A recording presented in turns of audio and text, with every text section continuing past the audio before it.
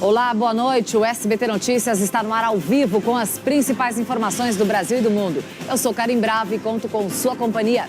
Veja comigo os destaques de hoje. Ataque a tiros deixa 10 mortos em escola pública de Suzano, na Grande São Paulo. Ex-alunos executaram 8 pessoas, feriram 11 e se mataram em seguida. Eles usaram um revólver calibre 38 e uma besta, que é uma espécie de arco e flecha, para atacar as vítimas. 5 estudantes, 2 funcionárias e o tio de um dos assassinos perderam a vida. Um dos sobreviventes foi atingido por um machado e chegou caminhando ao hospital. Graças a Deus eu tô bem, deu tudo certo. Escola desaba e soterra dezenas de crianças na Nigéria. Pai do menino Bernardo é interrogado e diz que não participou do assassinato do filho. Nego veementemente. Câmara instala a Comissão de Constituição e Justiça, que vai dar início à tramitação da reforma da Previdência. E os gols da Libertadores.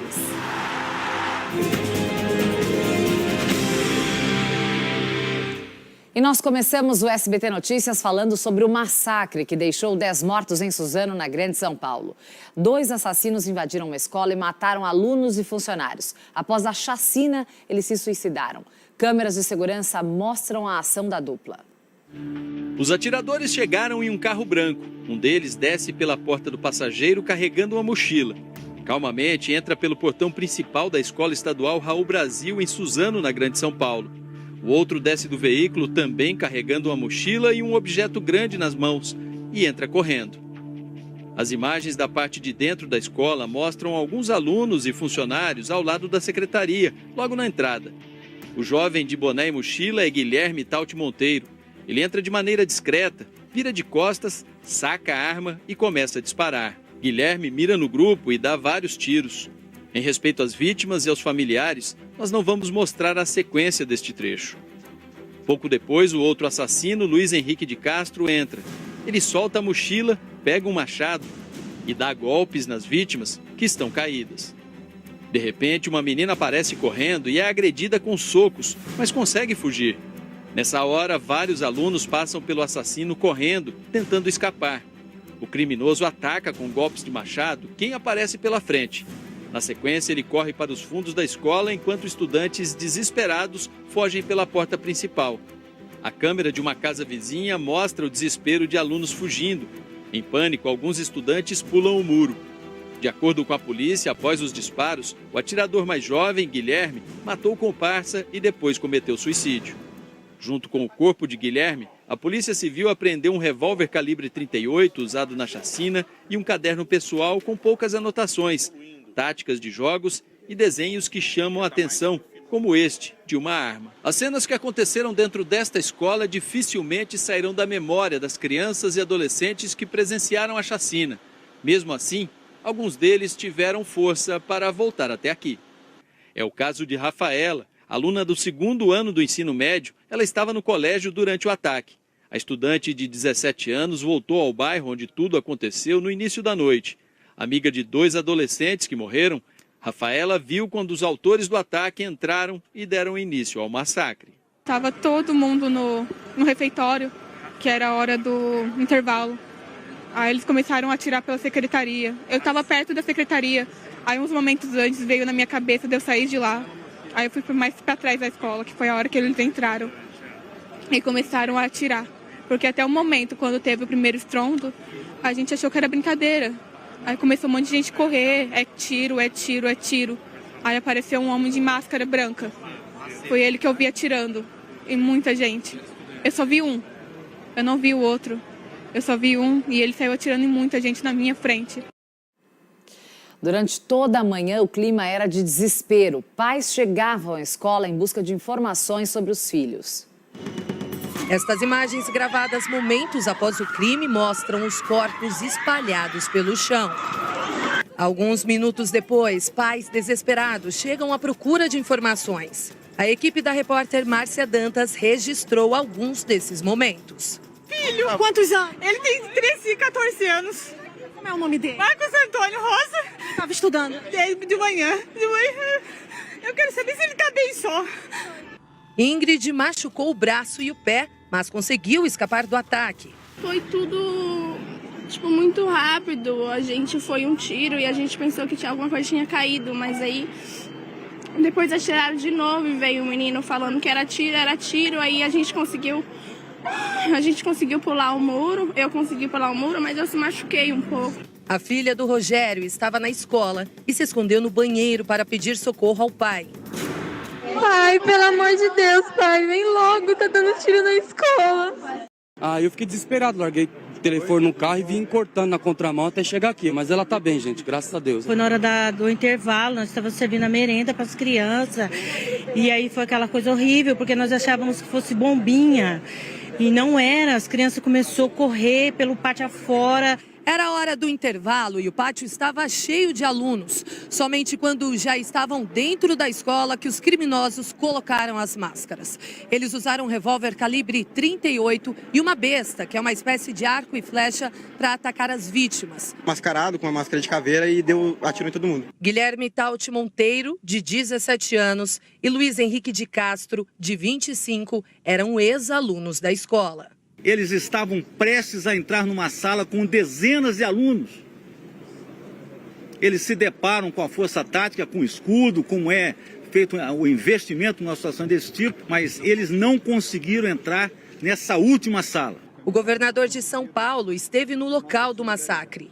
A cena mais triste que eu já assisti em toda a minha vida. E fico muito, muito triste de que um fato como esse ocorra no nosso país e aqui em São Paulo. O trabalho de retirada dos corpos aconteceu após as 4 horas da tarde. Os corpos dos mortos no ataque estão no Instituto Médico Legal de Suzano. Os arredores da Escola Estadual Raul Brasil foram transformados em um memorial. Vamos falar ao vivo com a nossa repórter Mônica Simões, que traz mais informações. Olá, Mônica. Muitas pessoas passaram por aí para prestar homenagem já? Olá, Karen, bom dia a você também, bom dia a todos. Muitas pessoas passaram sim por aqui. Eu estou bem em frente aqui à Escola Estadual Raul Brasil. A gente pode ver, o Sérgio Oliveira vai mostrar aqui pra gente, muitas flores, muitas homenagens prestadas a todas as pessoas que morreram nesse massacre que aconteceu ontem por volta das 10h30 da manhã, Karen. A gente vê flores até aqui, ó, uma coroa em forma de coração. O Sérgio vai mostrar aqui pra gente, cartazes também. Começou a chover um pouco agora, pouco também, faz uns 30 minutos, Karen. E dispersou um pouco o pessoal, mas a todo momento chegam pessoas, algumas pessoas param, olham aqui para essas homenagens, começam a orar, muitas pessoas choraram, inclusive conversei com uma mãe. A filha dela estuda numa escola particular aqui em Suzano, ela estava muito emocionada, trouxe a filha aqui para ver a homenagem, trouxe também flores, porque a filha está apavorada, Karen, não quer voltar para a escola, não quer voltar a estudar. Foi decretado luto oficial também aqui na cidade, então não haverá aulas no ensino fundamental, médio, do ensino médio aqui da rede municipal e também na rede estadual. Então, quinta e sexta não haverá aula. E está acontecendo agora, está sendo velado o corpo do empresário, o tio de um dos atiradores, o Jorge Antônio, ali no cemitério Colina dos Ipês. Ele será sepultado a partir das 16 horas. Acontece também o velório do menino, o Douglas Murilo, também numa igreja, está sendo fechada. Ele também será sepultado no mesmo cemitério. A partir das 6 horas da manhã começam os velórios. São velórios coletivos ali na Arena Suzano. O ginásio fica bem próximo aqui da escola. E a partir das 7 horas será aberto ao público e às 16 horas começam os sepultamentos lá no cemitério São Sebastião. Cara, situação muito triste aqui em Suzano. Todo mundo de luto, uma verdadeira tragédia. Vamos conhecer agora as vítimas na reportagem. Um menino calmo, integrante de um grupo de jovens da Igreja Adventista. Desenhista nato, talento que herdou do pai. Samuel Melquíades da Silva, de 15 anos, sonhava em fazer faculdade de artes. Era um jovem muito atuante na escola, nunca repetiu de ano. A gente tinha ele como superdotado, que ele, incrível, ele tinha aquele espírito de ajudar. Ele tinha facilidade de entender as matérias na lousa. A família do adolescente é uma das 10 destruídas pela tragédia. Quando invadiram a escola, os atiradores encontraram a primeira vítima, a coordenadora pedagógica Marilena Ferreira Vieira Umeso. Logo depois, eles atiraram na funcionária, Eliana Regina de Oliveira. Samuel estava no pátio com outros alunos do ensino médio na hora do intervalo. Lá, ele foi assassinado ao lado dos estudantes Pablo Henrique Rodrigues, Cleiton Antônio Ribeiro e Caio Oliveira. Um quinto aluno atingido, Douglas Murilo Celestino, morreu a caminho do hospital. Outra vítima que chegou a ser socorrida, mas não resistiu, foi o dono desta loja de carros e tio de um dos atiradores, Jorge Antônio de Moraes. Ele passou por cirurgia no Hospital das Clínicas, em São Paulo, mas morreu horas depois. Deixa mulher e 3 filhos. Logo depois dos disparos, parentes de amigos e funcionários foram até a escola em busca de informações. Mas foi aqui, neste clube da cidade, que uma estrutura foi montada para atender essas pessoas. Ao longo da tarde, com a confirmação dos nomes das vítimas, as famílias foram comunicadas e receberam a ajuda de uma equipe de psicólogos, médicos e assistentes sociais. A dor impediu a maioria de falar. Emocionada, Regiane lembrou com carinho da coordenadora Marilena. A gente conversou com ela semana passada e ela cuidava dos nossos filhos como se fossem os filhos dela, moça. É muito difícil. Muito triste mesmo, muita força a esses familiares que perderam essas crianças, né? Os 2 atiradores são ex-alunos da escola. O mais novo, de 17 anos, foi expulso. No final da tarde, um adolescente suspeito de envolvimento com os jovens foi detido em Suzano. Na delegacia, ele confirmou que era simpatizante da ideologia dos atiradores e sabia que o massacre estava sendo planejado.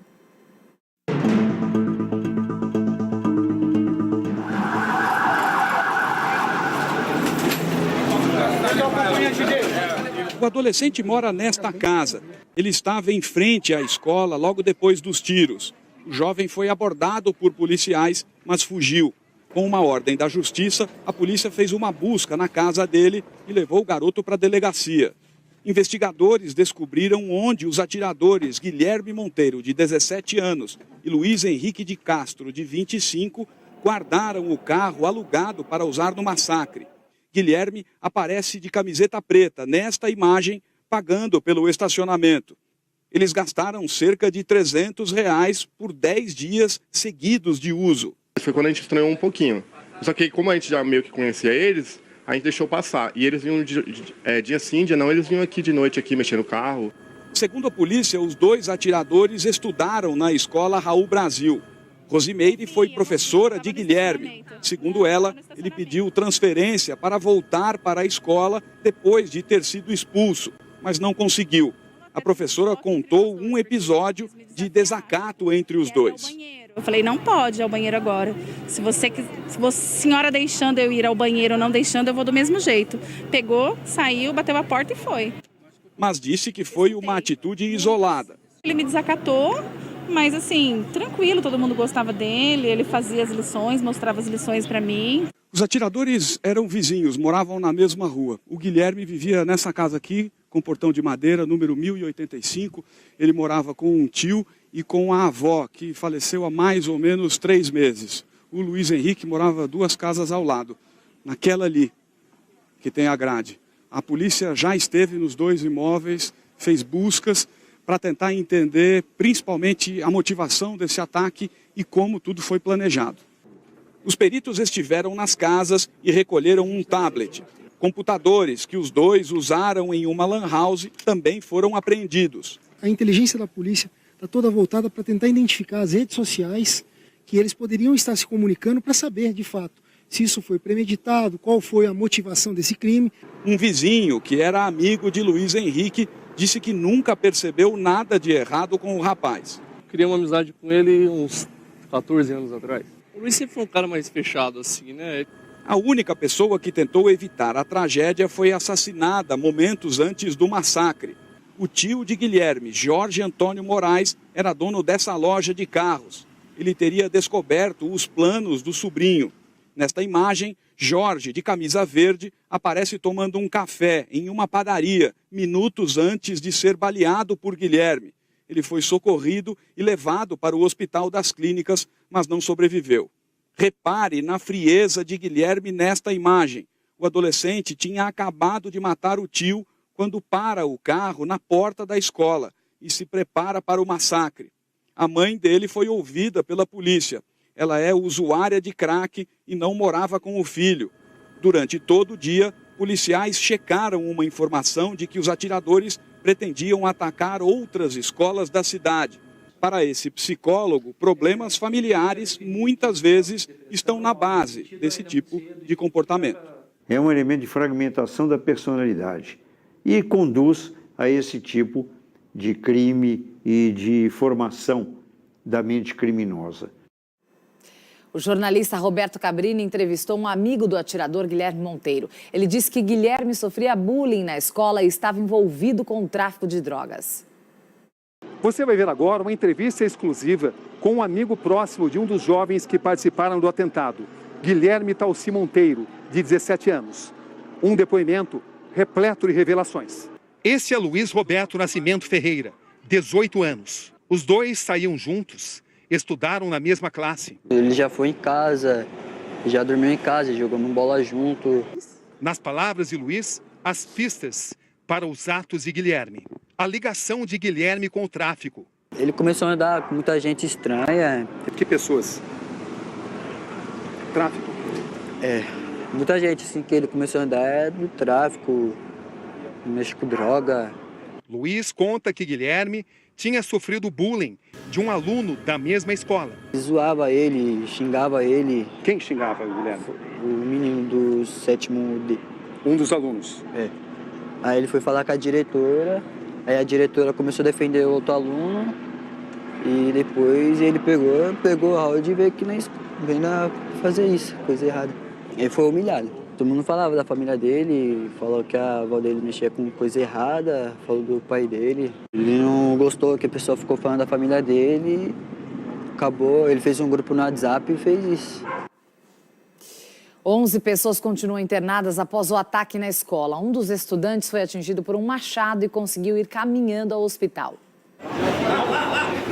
Foi um dia de tensão nos hospitais da região de Suzano. Entre os feridos há também alunos que não foram baleados. É o caso desse jovem de 18 anos, que foi atingido no ombro por uma machadinha arremessada por um dos atiradores. José Vitor Ramos veio sozinho para este hospital, que fica a 1 quarteirão de distância da escola em que foi atacado. Ele foi andando até a emergência. O adolescente foi operado e não corre risco de morrer. Ele está bem, graças a Deus. Removia o machado do ombro, mas ele está evoluindo bem. Já está tendo quarto já. Com o coração apertado e em busca de notícias sobre o filho, a mãe de José Vitor passou o dia no hospital. Falei, meu filho morreu. É o que eu pensava, que eu tinha perdido meu filho. Sandra conta que o jovem perguntou o tempo todo sobre os amigos e professores. Pergunta dos professores, chorou muito. Durante a tarde, ao lado da mãe, José Vitor gravou um vídeo no hospital para tranquilizar os amigos. Graças a Deus eu estou bem, deu tudo certo. Obrigado a todo mundo pelo apoio. Muito obrigado, todo mundo. Ao todo, 11 pessoas foram socorridas. 4 vítimas precisaram ser transferidas para o Hospital das Clínicas, na capital. Uma está em estado grave. Esta aluna conta como foram os momentos de pânico enquanto estava escondida no banheiro. Ele bateu com a arma na porta e falou, tem gente aí que eu sei, eu vou abrir e vou matar todo mundo. Quando era pequeno, Antônio estudou junto com um dos atiradores. Ele viu e ouviu quando os disparos começaram. Vi a tia caindo no chão. Ele atirou, aí eu vi ela caindo no chão e nessa hora eu saí correndo. Eu vi ele que estava com uma arma, aí eu saí correndo e pulei o muro. Do lado de fora, o desespero de familiares que não recebiam informações. Eu estou já 2 horas tentando saber de notícia e não conseguia. Aí agora que eu achei ela. A Secretaria de Estado da Saúde enviou 2 psiquiatras e um psicólogo para Suzano. O objetivo é dar apoio no atendimento às famílias. Um trauma que será difícil de esquecer. Falei para o meu filho que ele nasceu de novo. Falei, agora você tem 2 aniversários. Bom, já nós voltamos a falar sobre esse massacre na escola em Suzano, na Grande São Paulo. E agora nós temos uma outra tragédia, só que fora do Brasil. Em Lagos, na Nigéria, as equipes de resgate trabalham sem parar nos escombros da escola que desabou nesta quarta-feira de manhã. Até agora, 41 crianças foram resgatadas com ferimentos leves. Estão confirmadas 8 mortes. Segundo a administração da escola, havia cerca de 100 crianças no prédio de 3 andares na hora do acidente. As salas de aula ficavam no último andar. As investigações devem explicar o que provocou a queda. A Nigéria tem um longo histórico de desabamentos. Casas e prédios são construídos sem avaliação de engenheiros e a fiscalização é falha. E voltando ao Brasil, no terceiro dia de depoimentos do julgamento da morte do menino Bernardo Boldrini, assassinado em 2014, foi a vez do pai do garoto, Leandro Boldrini, depor. Ele e outras 3 pessoas são acusadas de matar Bernardo com a superdosagem de um remédio. Durante a manhã, houve bate-boca e o júri precisou ser interrompido. O médico Leandro Boldrini foi o primeiro dos 4 réus a depor. Ele negou qualquer participação no assassinato do filho. O senhor nega, então, que o senhor tenha participado de qualquer forma? Nego veementemente. O médico também disse que costumava deixar blocos de receitas de remédios em branco na clínica, alegando que não sabia da compra dos medicamentos usados no assassinato. E a Kelly, tinha acesso? Tinha acesso. Segundo o réu, a madrasta Graciele confessou que matou Bernardo apenas no dia em que a polícia encontrou o corpo do garoto. Eu cheguei lá perto e disse assim, escuta aqui, você está envolvida nisso aí? E ela, chorando, eu estou envolvida. Você matou o Bernardo? Eu matei o Bernardo. A promotora Silvia Jape questionou por que o médico falou no interrogatório anterior que era pai de apenas uma filha. Porque naquela oportunidade defaultou a lembrança do seu filho Bernardo, lembrada hoje na presença dos senhores jurados. Eu poderia ter complementado na época, senhores jurados, e mais um filho, mas eu estava sob um interrogatório. E isso é um momento tenso para quem está aqui. Sim, tal qual o senhor está hoje. Também é um interrogatório, não é? Muito tenso. Os promotores, então, apresentaram uma interceptação telefônica de uma conversa de Leandro com o padrinho de Bernardo. Ele desconfia que Graciele tenha assassinado o garoto. A Kelly voltou com esse piá de Frederico? Voltou. Não tenho certeza, não. Tenho, cara. Cara, vocês não estão armando, cara. De que jeito, ali? Leandro, eu tô falando sério, né? Ao longo do depoimento, a defesa orientou o réu a não responder mais às perguntas da acusação. Os promotores seguiram questionando Leandro. Quero citar aqui que o direito ao silêncio acaba de ser violado pelo Ministério Público. A contestação do advogado indica que a defesa pode pedir a anulação do julgamento. No final, Leandro acusou Graciele e Edelvânia de terem assassinado Bernardo. Vocês vão ver, eu tenho certeza disso, senhores jurados, que vocês vão ver quem é que assassinou, quem é que planejou a morte do meu filho.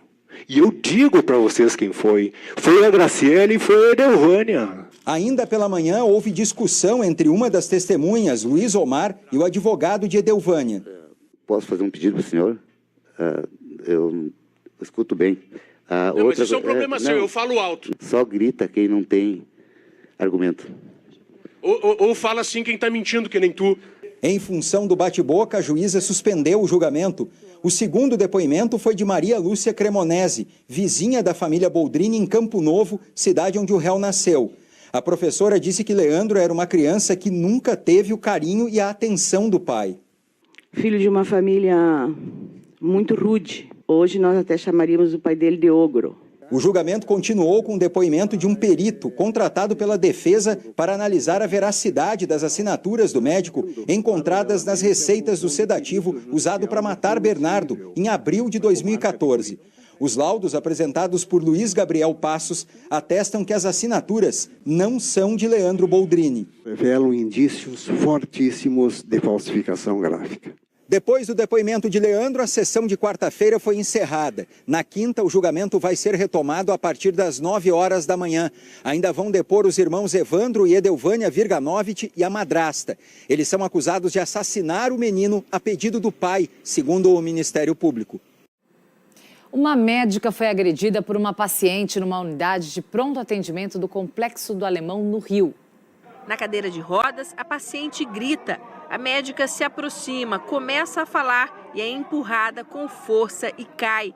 O policial dá um mata-leão na paciente. Muita gente vê a cena, inclusive este homem que está com um bebê no colo. A gritaria continua. Este homem tapa a boca da mulher. A médica é retirada do local por 2 funcionárias. A confusão começou em função da demora no atendimento. Aqui na unidade de saúde, os pacientes relataram à nossa equipe que faltam médicos e que muitas vezes é preciso aguardar durante horas. Mas quem busca ajuda foi unânime em dizer que nada justifica qualquer tipo de agressão.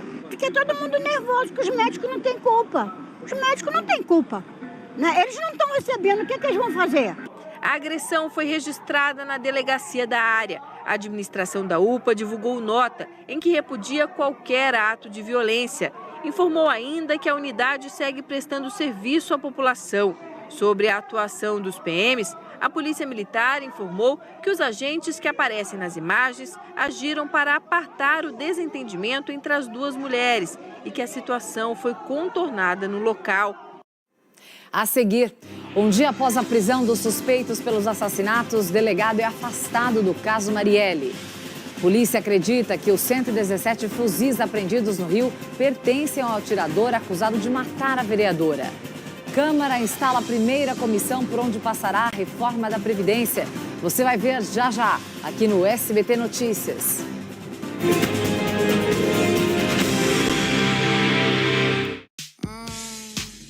Hoje meu look vai ser balada.